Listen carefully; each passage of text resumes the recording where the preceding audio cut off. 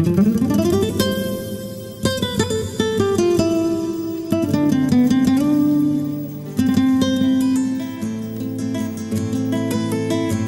ne sto lì seduta assente, con un cappello sulla fronte, le cose strane che mi passano per la mente. Avrei una voglia di gridare, ma non capisco a quale scopo. Poi d'improvviso piango un poco e rido quasi fosse un gioco. Se sento voci non rispondo, io vivo in uno strano mondo dove ci sono pochi problemi, dove la gente non ha schemi. Ai ai ai ai. Non ho futuro né presente, io vivo adesso eternamente, e il mio passato ormai per me è distante. Ma ho tutto quello che mi serve, nemmeno il mago nel suo scrigno a quelle cose che io sogno, e non capisco perché piango.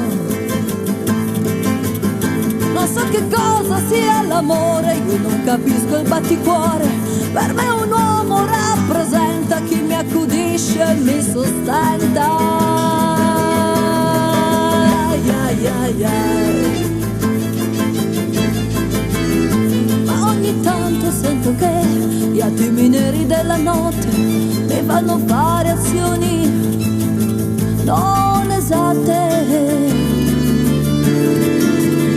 Un tratto sento quella voce e lì comincia la mia croce. Vorrei scordare, ricordare, la mente mia sta per scoppiare. E spacco tutto ciò che trovo ed a finirla poi ci provo. Tanto per me non c'è speranza di uscire mai da questa stanza.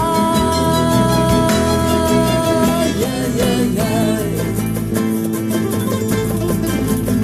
Sopra un lettino civolante di questo posto allucinante, io sogno spesso di volare nel cielo.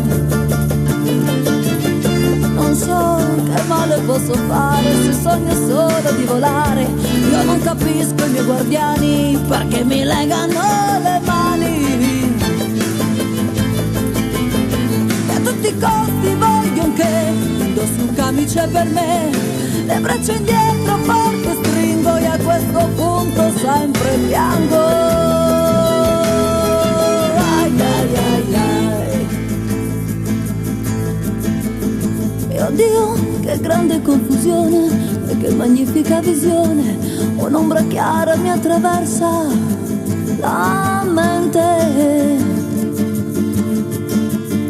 Le mani forti adesso mordo e per un attimo ricordo che un tempo forse non lontano qualcuno mi diceva t'amo.